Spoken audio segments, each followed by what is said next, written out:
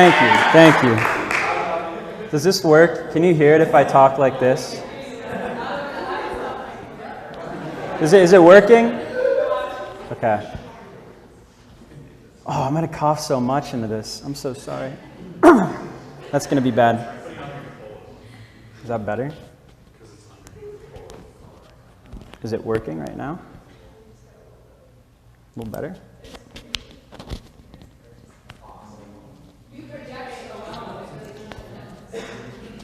Where do I put it on this? Is that good? Good enough. Does the job. Does the job. All right. Hello. Welcome, everybody. Those who have mustaches, welcome. Those who are new, welcome. Yeah, good. Yeah, very grateful you guys came out here tonight for food, for Mass, hopefully, and to hear a little bit about salvation, to hear a little bit about the story that has been written for us to participate in, to really lean into. And so I want to express my gratitude that you guys are here, truly. I'm thankful for the opportunity to give this talk. I actually did also have the opportunity to give a talk on Monday, which I enjoyed. I had a good time doing. But two things about that talk. One was I was coughing a lot. So I brought water. Hopefully that will remedy that. The other thing was that, I'm actually going to set it up here. The other thing was that I was burping a lot. And it was in fact because I had drank, I think, two mixed berry, something like that, Kool-Aid jammers before. It'll do that, that'll happen. So I did not consume any Kool-Aid jammers. I actually tried just to not consume a lot of food right now. So if I pass out, you'd know why. Shout out to the people watching, by the way. I don't know if Kevin has it going strong, but I heard that my girlfriend's Bible study is listening. So shout out to the ladies down in Cincy. Yeah, very sweet. She's lovely. She actually makes an appearance in this. So you see the coughing. So, shout out to the watchers making eye contact. Hope it's not awkward. So yeah, last time we heard from Jacob Stange, we got to hear a little bit about the story of Jacob and Joseph, and it kind of left us off with a relatively nice ending. Jacob died, peacefully though. Yeah, wonderful. What? Jacob Stange is still alive. Jacob Stange is having a great time, I'm sure, caring for his wife. Yes, he was here Friday. He is okay. Jacob, in our dear sacred scripture, passed away peacefully. There was actually a big, beautiful procession that took him up to the Holy Land where he desired to be buried with his ancestors. Actually, Joseph, who was betrayed by his siblings, made amends with them because there was a little bit of lying there by his brothers, but still. They made amends. It was good. And then Joseph actually dies, and he says some pretty baller stuff about just what's going to happen for the people of Israel, that they'll be brought out of a foreign land, and when that happens, that they can take his bones with them. So that's a fun little place to leave off. And things are, pretty okay. They're in Goshen, I believe, which is the good spot as far as Pharaoh's concerned. And so things are pretty okay. We're coming in. Things are pretty okay. Now, today we're talking about Exodus, as Father said, and things are pretty bad. And so I'm going to open up my Bible, which I have not done yet. Not that verse. Follow along if you please. This will be Exodus chapter 1, verses 8 to 10. Started early.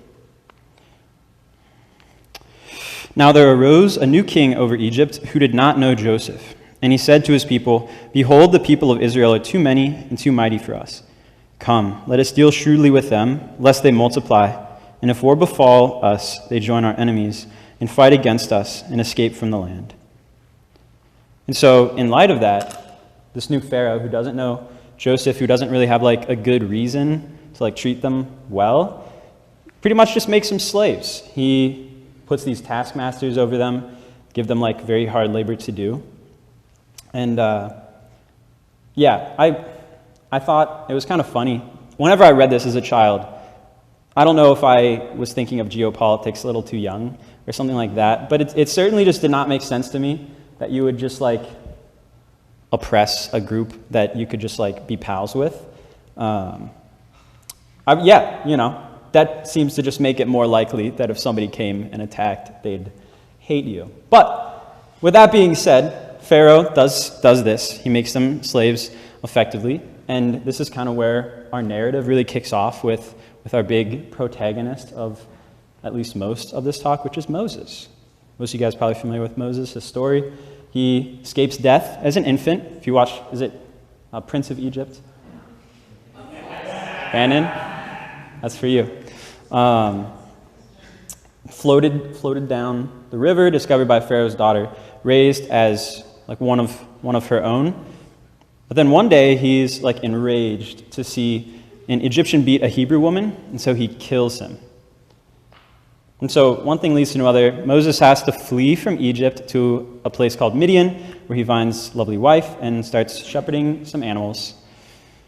And so this is kind of where like crazy stuff picks up. There was one time he was out with goats, sheep. I don't remember what it was exactly, or if they specify. Animals, though. He was shepherding. And he's up by the mountain, and he comes across a burning bush, which is not consumed by the fire, which is the really weird part. It gets a little weirder. But then Moses hears God say to him something that's like pretty significant. He says, Moses, I'm the God of your father, the God of Abraham, the God of Isaac, the God of Jacob. Which is significant for one, because there's a burning bush in front of him, and it's not being consumed. And then the voice of God starts speaking to him. And so it's kind of interesting because they are, coming out of Egypt. At least that's where he grew up. That's where he lived for so long. And that there were a number of deities in Egypt that people kind of attributed some power or authority to, or like devotion to. They were the gods with which they worshipped. And the Hebrews, in some ways, would like adopt that, or at least be a little bit, have an affinity towards it. There's the burping. And so this is like significant because the voice specifies that it's the one true God of his ancestors, which is like pretty significant. It's not like the God of fish or something like that, the God of bushes or burning, the God of burning. I don't know. It's like the one true God. It's like God, capital G. So God, being a God who like really cares for his people. So I don't know if I'm really off base. Yeah. No, we're good. We're good. God, who really cares for his people, right? He's a God who like desires that they be like well off, that they be cared for. He actually says to him that he hears the afflictions that are affecting the Hebrews in Egypt, and that he will deliver them from Egypt to specifically the land that was promised to them through Abraham, Isaac, and Jacob. And that most especially for this point, that he's going to do it through this kind of like on-the-run convict who's just like herding sheep or goat or whatever. And he's just kind of like doing his own thing out here in Midian, not in Egypt. Which is like kind of unique because he's, as far as I'm concerned, like one of the most improbable people to be able to go back to Egypt, not be murdered for one, let alone like bring a whole nation of people, a numerous nation at that. I just imagine like somebody shows up and they're like, California's going. We're out. We're gone. And then Joe Biden's like, that can't happen. We can't be having that. But it's like, like like a convict says that. You're like, I'm not taking you seriously. I'm going to put you in prison, or back then, probably just murder you. And so, in light of, just like the significance of God reaching out to his people, I want to like really lean into the fact that like God is initiating a new relationship between himself and his people, the people of Israel. And so if we look at these verses here, convenient, we see that. Let me read the verses 1 second to make sure that they're right. They are right. Yeah, we're there. So Moses is kind of like understandably confused about this like command that's being made of him. He's like in Midian. He's not in Egypt. He's like, oh, you will go bring these people out from the place where they were kept. And he's like, what do I tell them? They're going to say, like, what's his name? What do I tell them? What do I say? And God replied, I am who I am. And that always confused me as a child. I think partly because I always heard it as I am who am, which you guys might have heard, I don't know, but that confused me even more. But I am who I am. That's like really, I can't express how significant that line is. Scripture, actually, God will express how significant that line is in a little bit. But it's like really important because he's sharing like his personal name, like God's name. And that tells us like a lot about his nature. It tells us a lot about like who he is. For one, that he's like eternal. He is being. He just is. But like more importantly, and how this like really, really relates to the fact that he's engaging in a relationship with his people, is that there's like a significance to like giving your name to a person. I thought of this example. I like stupid examples. You're at the rodeo in Waynesville. Yes, maybe Ben Harshberger is about to ride a bull. If you don't know him, he has to ride a bull at some point. We'll let you know when that happens. Yeah. And so you're there, and you see a lovely lady. Let's say her name's Sophia, just for the sake of my dear girlfriend. And you think she's just great. You walk up and you say something a little witty, and then you're like, hey, what's your name? You know, that's like kind of the first step. And so it's like important, it's like significant for, you know, if I walk up to Sophia and I say, what's your name? And she just like ignores me or says Theodore. She just like lies. She says something else. Then there's like a break there. You know, there's like she's in some way, shape, or form not engaging in this like intended relationship, right? And so God's like, yeah, this is who I am. Like this tells you a little bit about me, and like you can identify me through that. And so that's like, yeah, huge. And Scripture will actually like touch on that. Like the Lord will literally speak about that in a little bit. And so I won't. He can say it better. And so one of the interesting parts about like God really desiring to renew this relationship with his people is that he desires to like also fulfill the promises that he's made with them, like their ancestors. But he wants to like do so in a way that he shows them that he's powerful and he has the ability to like bring this about, like irregardless of any obstacle. And so I'll be reading from Exodus chapter 3, verses 19 and 20 really quickly. I should just leave this open. These pages are particularly thin as well. Pray for me. Thank you, Claire. 19 to 20. I know that the king of Egypt will not let you go unless compelled by a mighty hand. So I will stretch out my hand and smite Egypt with all the wonders which I will do in it. And after that, he will let you go. So I picked that verse specifically because this is kind of like an expression of, let's say, like an external obstacle to this being realized. And God's saying, like, pretty much in a general sense, like the most powerful thing that you could conceive of, Egypt at the time, like will not be an obstacle for you. Like he can overcome this through his power and works and wonders. And then if you turn, I think I actually have this one. Turn then to Exodus chapter 4, verses 10 to 12. You can use a laser pointer. Moses is talking to the Lord, and he is pretty much expressing, like, I don't think I'm equipped to do this. Like, I really don't think, like, I can actually do what you're asking me to do. He actually, right afterwards, says, like, can you send somebody else? And God relents. He allows Moses to have Aaron to, like, go with him. But at this point, this is, like, God really doubling down. God expressing, like, so these external obstacles, right? Like Egypt, like the most significant external obstacle, nothing to me. And then, like, Moses is expressing, like, you know, I feel completely unequipped to do this. I don't think I'm the one to do it. And God's like, no, like, you can do this. He's making clear that, like, that internal obstacle is also, like, completely subordinate to God's power, God's ability to, like, do these incredible works and wonders. And so, not to get too into the details, because there's like a ton more that I have to say, so God bless you all. But we'll go forwards a little bit, and we'll say, Moses and Aaron, they ask Pharaoh a few different ways to allow the Hebrews to go and worship their God, right? You know, it kind of escalates where eventually they're asking, like, let my people go, right? The classic line. Again, a shout out. And so we have like a few of these scenarios where God is trying to like express his power. God is trying to like make it clear to Egypt, to Pharaoh, but also to the Israelites, you know, also to his people, that he actually like has power, that he can like make these things happen, you know, like bar none. Like it will happen because God wills it to be so. The first example, and I mention this because there's actually like a lot beneath this, maybe not a lot, but you know, there's a little bit underneath this, so I like to mention it. Exodus chapter 7, verse 10 to 12. Do not have that one up there.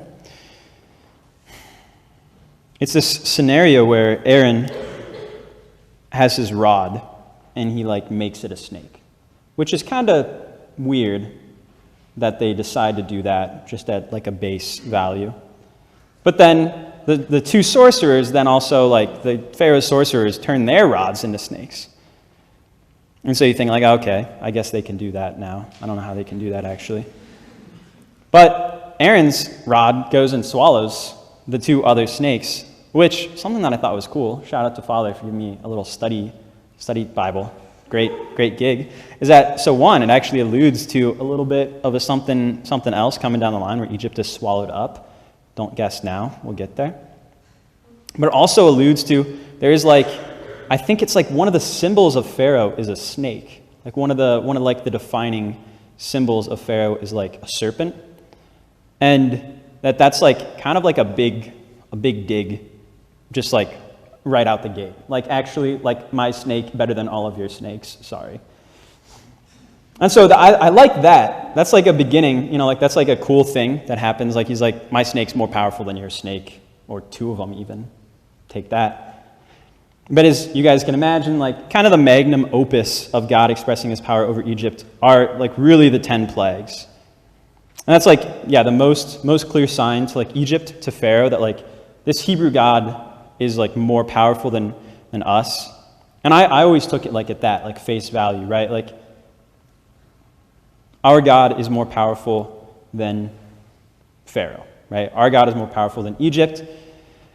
But something that's interesting, something that, you know, I had explained for me a while ago, is that this is actually a cooler significance because these plagues are actually, in a very real way, God expressing his power over all of the Egyptian gods. Like all of the different deities that they attribute power in a bunch of different ways. This is actually God expressing to Egypt, God expressing to the Israelites, God expressing to Pharaoh, like not only do I have power over Egypt, but I have power over your gods. Like actually your gods are powerless to me. And so I'll just run through them really quickly because I think they are interesting. You don't have to take notes. If you want to know them, go to Father. And so the first plague, Nile turned to blood.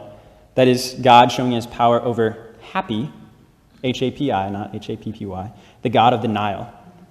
The second plague, the frogs, he's expressing power over Heket, the goddess that's depicted as a frog. The third plague, gnats, we're not sure because we have limited knowledge, so we're going to move on. The fourth plague, flies, is God showing power over Uachit, or something like that, who's a god who manifests himself as a fly. The fifth, boils and sores, is expressing power over Sekhmet, the goddess of disease control. The fiery hailstorm, power over Nut, the goddess of the sky. Locust, power over Senahem, god of pest control. The 3 days of darkness, power over Ra, Aten, and Atum, gods of light and the sun. And then finally, the death of the firstborn is showing that he has power over Osiris, who's the god of life and the patron of Pharaoh himself. So God kind of balls out, goes super hard. Maybe not balls out, I don't know. He goes super hard, especially on the last plague, to really like make a statement to Egypt that I'm more powerful than you, I'm more powerful than your gods. So you might be familiar with how the story then progresses, that actually, like Pharaoh, mourning the death of his firstborn, all of Egypt mourning the death of their firstborns, relents and lets Moses and Israel go. And so you'd think, yay. The Israelites, they are finally being allowed to leave Egypt. They actually despoil Egypt. They just get like all their stuff. That's pretty good, you know. They're fine. They have everything they could ever need. The Lord delivered them. He was faithful. He showed you power over pretty much the most powerful thing on earth, Egypt. And so you'd like to hope that they'd just be like, yeah, we got the guy. He's got our back. They just won't fear. And so, on that note, I will read from Scripture. Oh, sorry, I didn't show that last one to you guys. So Exodus chapter 14, verses 10 to 13. When Pharaoh drew near, the sons of Israel lifted up, marching after them, and they were in great fear. And so I stopped there to say, honestly, I wouldn't be too, I'm not too scandalized by that. That'd be kind of, I think I'd be scared. Just honest moment. I think I'd be scared. And going on, and the sons of Israel cried out to the Lord, and they said to Moses, "It is because there were no graves in Egypt that you have taken us away to die in the wilderness. What have you done to us in bringing us out of Egypt? Is not this what we said to you in Egypt? Let us alone and let us serve the Egyptians. For it would have been better for us to serve the Egyptians than to die in the wilderness." And I like the little sassy bit there. It's like, weren't any graves in Egypt? Let us die out here, nerd. It's just fun. It's just a good little zhuzh. A little zhuzh in there. Yeah. And so God, who really brings them through this whole saving process, alleviates their concern. He brings the wall of fire to protect them. But then in verses 26 to 29, and this is the cool little callback, he actually swallows up the whole Egyptian army in the Red Sea. They say not a single person was left. And so that's total and complete victory. And so you'd think as well complete safety for the people of Israel. It's a complete expression of God's power. He has seriously done away with the most powerful army, country, state in the entire world, just miraculously, just instantly. And so again, you'd like to think that maybe they'd say, yeah, this is our guy, he's got us. He kind of just did something that nobody ever could ever do, even if they were really, really lucky. And so you're wrong if you think that. And so I have a few fun verses here. This is not all of them. This is not exhaustive, but these are the 3 that I picked. It's just kind of sad. As the people grumbled against Moses, saying, "What are we to drink?" he cried out to the Lord, who pointed out to him a piece of wood. When he threw it in the water became fresh. The water was bitter, to be clear. Should have prefaced. So they could drink the water. Yay, that's good. But they were whining and complaining. Let's go on. Here in the wilderness, the whole Israelite community grumbled against Moses and Aaron. The Israelites said to them, "If only we had died at the Lord's hand in the land of Egypt, as we sat by our kettles of meat and ate our fill of bread. But you have led us into the wilderness to make this whole assembly die of famine." Ah, how sad. How sad. And then finally, Exodus chapter 17, verses 2 to 3. And so they quarreled with Moses and said, "Give us water to drink." Moses replied to them, "Why do you quarrel with me? Why do you put the Lord to a test?" Here then, in their thirst for water, the people grumbled against Moses, saying, "Why then did you bring us out of Egypt? To die of thirst with our children and our livestock?" And so again, that's not exhaustive. It really does keep going. And so I think something that's interesting, and I'll go back. If you notice, I believe that might be... Oh yeah, I have a different verse. Sorry. Getting confused. Right after that first one, God actually makes a little something for him, just to let him know. The Lord made for them a statute and an ordinance, and there he proved them, saying, "If you will diligently hearken to the voice of the Lord your God, and do that which is right in his eyes, and give heed to his commandments, and keep all his statutes, I will put none of the diseases upon you, which I put upon the Egyptians, for I am the Lord your healer.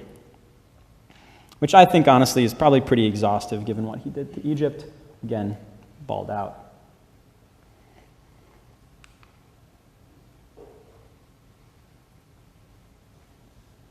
There it is. Never mind. It is there for you.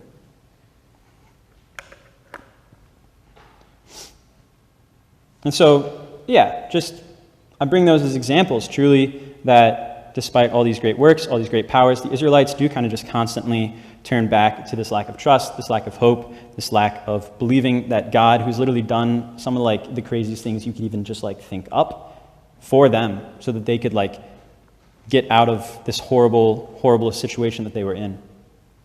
So I'm going to turn to Exodus chapter 19, verses 3 to 6. So this is right after when the Israelites have reached Sinai, which is the place where Moses will receive the 10 Commandments from God. Moses went up to the mountain of God, and the Lord called to him from the mountain, saying, "This is what you will say to the house of Jacob. Tell the Israelites, you have seen how I treated the Egyptians and how I bore you up on eagle's wings and brought you to myself. Now if you obey me completely and keep my covenant, you will be my treasured possession among all peoples. Though all the earth is mine. You will be to me a kingdom of priests, a holy nation. That is what you must tell the Israelites." And so when I read that, I see God being very, very clear about his faithfulness. Very, very clear that if you obey his voice, keep his covenant, he will literally have your back 100% all the time. And that's a huge promise. But that's a promise that God can make, because he can make huge promises and keep them. But this is really clear, really, really clear, And so the promise comes to a head in chapter 20, verses 1 to 17, which is where God does give the 10 Commandments to the Israelites, where he gives it to Moses to bring to them. And so I want to talk a little bit about the law, right? The law that God gives them.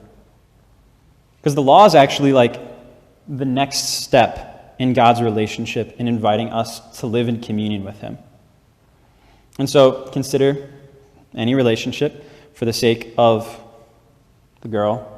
I will use my girlfriend as an example. In a faithful attempt to maintain a relationship with me, she might respect a sort of implicit rule that I would desire be followed. Let's say, never insult my mother, right? Which she would never insult anyone, to be fair, but just for the sake of argument, let's say I really don't like when people insult my mother. You would hope, in the pursuit of a good faith relationship, that, once that's made clear, to remain in communion, so to say, with each other, you would try your best, Maybe it slips out. It won't. I know you won't. But truly, you'll make an effort. And so this law that God gives is kind of a huge deal. Because ever since creation, God would engage with first a couple, Adam and Eve, then a family, Noah, and then with one tribe, Abraham, and now with one nation, which is Moses. So God is giving a way for all of his people to be in a deeper and more complex relationship. That there is more revealed about his people and more revealed about him through the law that he is giving them. And so it is actually an invitation into a deeper relationship, and not just some tyrannical disposition of laws or something like that. He's not just saying, all right, I did all this stuff for you, now you can do this for me. This is really, truly, if you think about just what I've already talked about, name, right? That's pretty surface level, but it's something. That's an engagement in the relationship. And then the complexity comes where you begin to learn how you behave around this person, truly, and how you behave for the person, right? If you care about them, you'll behave in a particular way for them. And so in a very real sense, this is a much, much deeper relationship that he's inviting them into, simply because there's more expressed in it, There's more depth to it. There's more kind of demands, which again is natural as relationships progress. Even just like friendship relationships, when you meet somebody for the first time, maybe you're super duper vulnerable and you share a lot, but maybe not. I don't know. I won't assume who you are. But like as a general rule of thumb, as you like grow in a relationship with someone, it'll become more intimate and it'll become more complex. It'll be deeper. So this is really what that is, and I want to emphasize that. This is a deepening of relationship. And so with that, again, I'm going to skip ahead pretty far. There's a lot. So we were doing Exodus, and then Leviticus, Numbers, Deuteronomy, and Joshua tonight. So this is like a little bit, Apology. How long have I been going? Do you guys know? 30 minutes. Thank you. I'll try to make it quick. We're on page 6 of 9. So God bless your souls again. So we're going to skip ahead a lot of bit, to hopefully hit the key points that I desire to. So we're going to go all the way to Numbers chapter 13, verses 1 to 2 to begin with. And so we have a few new characters in the story of salvation. And so those two characters are Caleb and Joshua. And so the Israelites obviously have a track record at this point in lacking trust in God, doubting his ability to overcome obstacles, and to ultimately lose hope. So that's really that's the great sin of this generation, is their seeming inability to trust God. And so Moses, here in Numbers, is sending out 12 men, one from each tribe of Israel. The Lord said to Moses, "Send men to spy out the land of Canaan, which I give to the people of Israel. From each tribe of their fathers shall you send a man, every one a leader among them." And so 2 of those men, Caleb and Joshua, are sent out to, they say spy, but really to just to do some recon, to see what's up. And so this is kind of a big point, because of the 12 men that go out, 10 of them come back and they give this horrible, whiny review, particularly to say, that it flows with milk and honey, and this is its fruit. They brought grapes back. That's good. But they say also, "Yet the people who dwell in the land are strong, and the cities are fortified and very large." And then there's some descendants that they talk about there, which I presume would be difficult to defeat. That's probably why they're mentioned. But Caleb specifically speaks up. Let's see if it's here. Yeah, Caleb, however, quieted the people before Moses and said, "We ought to go up and seize the land, for we can certainly prevail over it." Which I think, when I was even reading this, I thought might be a little bit prideful, what if they are really significantly strong? And you're just saying, nah, they're not. But in a real sense, and I think a deeper, more true sense, it's an act of faith, because God has promised this land to them, right? God has said, "This is the land that I have prepared for you. This is your land." And so having faith in that, despite the fact that they're strong, walls are fortified, and very large. You could go up and you could conquer it because you have faith in God, and not necessarily because you have faith in your own self.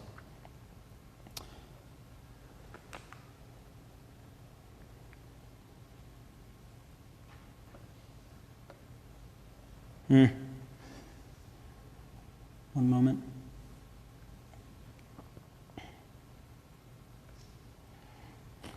I'm forgetting what I wanted here. Oh yeah, this was my one-off. I really just wanted to bring this up again. They just get miserable again. At this, the whole community broke out with loud cries, and the people wept into the night. All the Israelites grumbled against Moses and Aaron. The whole community sang to them, "If only we had died in the land of Egypt, or if only we would die here in the wilderness. Why is the Lord bringing us into this land, only to have us fall by the sword? Our wives and little ones will be taken as spoil. Would it not be better for us to return to Egypt so that they can say..." Right? So they said to one another, "Let us appoint a leader and go back to Egypt." So these people are literally right before the Jordan. They're about to go into the promised land. And I think it's the Amalekites. Is it the Amalekites that they're scared of at this point? Do you remember? It's okay if you don't off the top of your head. Somebody. There's somebody that they're scared of, and they're there. They're ready to go. They're rip-roaring, ready to go, and they're like, I don't know, just like whining, and they're like, let's go back. Like, this is too hard. And it's like, I feel like, I don't know, it might be a little tough also to like go all the way back to Egypt and then just become slaves again. I don't know if that's naive of me, but seems kind of, it's right in front of you. Like, that's so much lacking of faith that it's like just faith in falsehood as well. So I bring that up for that purpose. That's why I was a little bit confused. Doesn't fit with the theme. So we're going to look at Deuteronomy chapter 1, verses 35 to 36 and 38. So this is in regards to that whole generation of people from which like the 12 men were pulled. And so not a single one of this evil generation shall look upon the good land I swore to give your ancestors, except Caleb, son of Jephunneh. He shall see it. For to him and to his descendants I will give the land he trod upon, because he has fully followed the Lord. And then this is another part. That's not, I'm not saying but Joshua as opposed to him. But it says, but Joshua, son of Nun, your attendant, shall enter. Encourage him, for he is the one who is to give Israel its possession. And so this whole generation, they're completely barred from entry into the Holy Land because of their complete lack of trust of God, right? And if you remember, Moses is actually kept from the Promised Land because of his lack of trust in God. And that's the two whacks at the rock for the water, which again, there's more there. Don't dig into it right now. But because of their lack of faith in God, they're barred from the Holy Land, and that sucks. But the good news is that Caleb and Joshua are permitted. So we're going to turn now to Joshua chapter 1, verses 1 to 3. And so the Israelites, they've made it all this way. They have a lot of unfaithfulness as kind of like their default. They struggle with that. But Joshua and Caleb are faithful. And so we see right at the beginning of Joshua that after Moses, the servant of the Lord, had died, the Lord said to Moses, aid Joshua, son of Nun, Moses, my servant, is dead. So now you and the whole people with you prepare to cross the Jordan to the land that I will give the Israelites. Every place where you set foot I have given you, as I promised Moses. And so that evil generation, we are led to believe, just all are dead at this point. Moses along with them. And so this is like the moment. This is like the big reveal, really. Like, this is kind of huge, like really huge, actually. This is like a fulfillment of what Abraham heard, of what Isaac heard, of what Jacob heard, that they will like be able to be back into like the land that they were given by God. And it's important to note that like really the reason why this is permitted, the reason why this is coming about, is the faithfulness of Caleb and Joshua. And so I just want to show one more time that they actually have a great affinity for lacking trust in God. Fun. And how it can actually like wreak destruction even after they're in the Holy Land, being obedient to him. And so they actually take their first L in the Holy Land, the hands of the king of Ai, I believe. It's literally the letter A and the letter I. So Joshua, he's kind of broken up, feeling like God has abandoned him, and Israel talks to God saying, alas, O Lord, why hast thou brought this people over the Jordan at all, to give us into the hands of the Amorites to destroy us? Would that we had been content to dwell beyond the Jordan. And God responded, saying, arise, why have you fallen upon your face? Israel has sinned. They have transgressed my covenant which I commanded them. I think one thing that's interesting when I read this is it's kind of just like wherever they're at, they just like want to take one step back. Like wherever they're at, they're like, oh wow, like where we just were is better. And so he's like, oh, why couldn't we just go back to just beyond the Jordan? But when they were at beyond the Jordan, they went, oh, why can't we just go back to Egypt? Which is interesting. So thankfully for their sake, they aren't prohibited from the promised land or to go further because they actually repent and they right what the wrong was that was done. So then we look in chapter 6. We encounter one of the most memorable, miraculous victories in the book of Joshua, and that is the victory at Jericho.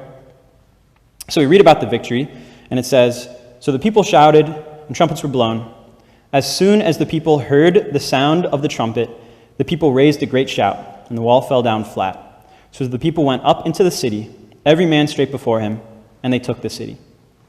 Which is really, they present this victory as like really, really stunning. Like the walls of Jericho are like renowned. Like they talk about them still to this day as like, something that's mentioned in conversation. So this is like a really, really significant thing that happens, and it's just like, boom, like they were faithful to God. They did like the walking, and then they did the more walking, and then they blew the horns, and they yelled, and they were like, it happened. The walls just fell down. I'd probably be pretty surprised. But this is like another pretty glorious act by God because of how much they trusted him. And so there's actually this one verse from Joshua chapter 12, which I think is kind of funny. And it starts with, "Now these are the kings of the land whom the people of Israel defeated and took possession of their land." And then they just list 31 kings, which they just dominated. No big deal. Which is just fun, That gives like a little number value to how much they were just like smacking people around. They defeated 31 kings in the Promised Land, which again is kind of crazy. I make those points very specifically to refer to the fact that like this is them being faithful to God, whereas we saw all the stuff that happened when they were unfaithful to God. And so we get to see in the Promised Land through Joshua, through this act, through this engagement that they've undertaken on behalf of God, on behalf of honestly just Abraham, Isaac, Jacob, the whole people through which this covenant has been passed down. They take this undertaking, and it really seems like God is making manifest a lot of the promises that were made, very particularly the promise of the land, right? They were promised this land in a covenant, and here they are. That's awesome. One of the cool things, which I actually need my Bible for this, because I told Nick that he didn't have to put it up there because it's really long. You guys get to listen to it, so you're welcome. It's the Bible. Complain. I dare you. And so this generation, right? This generation is a faithful generation. This generation has an opportunity to commit to the covenant which has been placed in front of them. And so if you're ever in the mood for kind of a synopsis of what's happened, but also a little bit of a hype up thing, just read the last chapter of Joshua from verses 1 to 28. And so I read this, I'm going to read this all. It's 28 verses, but it's kind of a synopsis, and then also just kind of dope. And then I have one other thing to say. So, here. Thank you. Then Joshua gathered all the tribes of Israel to Shechem, and summoned the elders, the heads, the judges, and the officers of Israel, and they presented themselves before God. And Joshua said to all the people, "Thus says the Lord, the God of Israel, your fathers lived of old beyond the Euphrates, Terah, the father of Abraham and Nahor, and they served other gods. Then I took your father Abraham from beyond the river and led him through all the land of Canaan, and made his offspring many. I gave him Isaac, and to Isaac I gave Jacob and Esau. And I gave Esau the hill country of Seir to possess. But Jacob and his children went down to Egypt. And I sent Moses and Aaron, and I plagued Egypt with what I did in the midst of it. Afterwards I brought you out. Then I brought your fathers out of Egypt. And then you came to the sea, and the Egyptians pursued your fathers with chariots and horsemen to the Red Sea. And when they cried to the Lord, he put a darkness between you and the Egyptians, and made the sea come upon them and cover them. And your eyes saw what I did to Egypt, and you lived in the wilderness a long time. Then I brought you to the land of the Amorites, who lived on the other side of the Jordan. They fought with you, and I gave them into your hand, and you took possession of their land, and I destroyed them before you. Then Balak, the son of Zippor, king of Moab, arose and fought against Israel. And he sent and invited Balaam, the son of Beor, to curse you. But I would not listen to Balaam, therefore he blessed you. So I delivered you out of his hand. And you went over the Jordan and came to Jericho. And the men of Jericho fought against you, and also the Amorites, the Perizzites, the Canaanites, the Hittites, the Girgashites, the Hivites, and the Jebusites. And I gave them into your hands. And I sent the hornet before you, which drove them out before you. The 2 kings of the Amorites, it was not by your sword, but by your bow. I gave you a land on which you had not labored, and cities which you had not built, and you dwell therein. You eat the fruit of the vineyards and olive yards, which you did not plant. Now therefore fear the Lord, and serve him in sincerity and in faithfulness. Put away the gods which your fathers served beyond the river and in Egypt, and serve the Lord. And if you be unwilling to serve the Lord, choose this day whom you will serve, whether the gods your fathers served in the region beyond the river, or the gods of the Amorites in whose land you dwell. But as for me and my house, we will serve the Lord. Then the people answered, Far be it from us that we should forsake the Lord to serve other gods. For it is the Lord our God who brought us and our fathers up from the land of Egypt, out of the house of bondage, and who did those great signs in our sight, and preserved us in all the way that we went, and among all the peoples throughout whom we passed. And the Lord drove out before us all the peoples, the Amorites who lived in the land. Therefore we also will serve the Lord, for he is our God. But Joshua said to the people, You cannot serve the Lord, for he is a holy God. He is a jealous God. He will not forgive your transgressions or your sins. If you forsake the Lord and serve foreign gods, then he will turn and do you harm and consume you, after having done you good. And the people said to Joshua, Nay, but we will serve the Lord. Then Joshua said to the people, You are witnesses against yourself, that you have chosen the Lord to serve him. And they said, We are witnesses. He said, Then put away the foreign gods which are among you, and incline your heart to the Lord, the God of Israel. And the people said to Joshua, The Lord our God will serve, and his voice we will obey.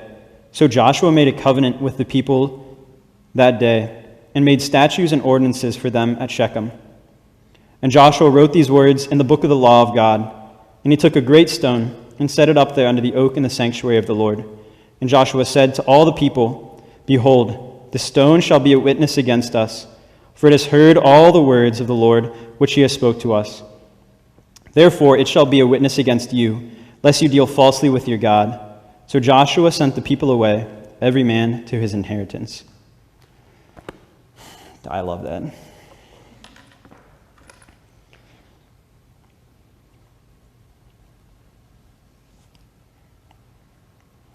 So to recap, that's what we've talked about today. We went from slavery in Egypt to the people of Israel being in complete freedom to serve and love God, and them expressing in that is the truest desire that they have, is to renew this covenant, to commit to this covenant. Even though he's getting pretty tough on them. He's like if you commit and you mess up, he's gonna consume you. Make of that what you will. But that's super intense, and they're like, no, we desire this, right? We want to take on this heavy burden, this task, which actually will grant them freedom, has been shown, right? Faithfulness to God grants freedom. And so we went from that nonstop trust problem and complaining to a complete dedication to the Lord by the nation of Israel. We went from a wicked generation that was prevented from entering the Holy Land to a righteous generation that served God and is obedient to him.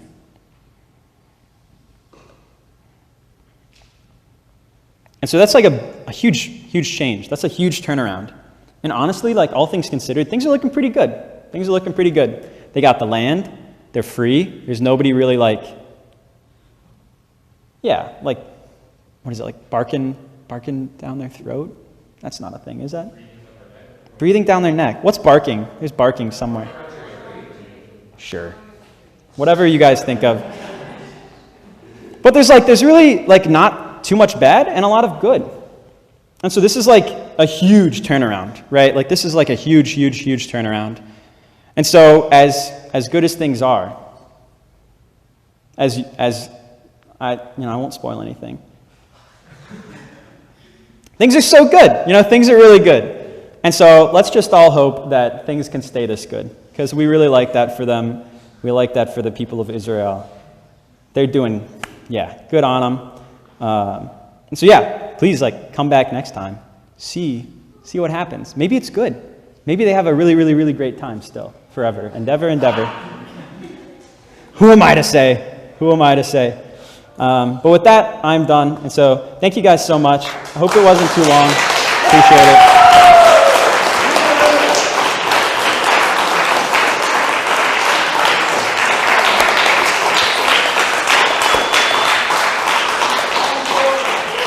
Thank you. Thank you.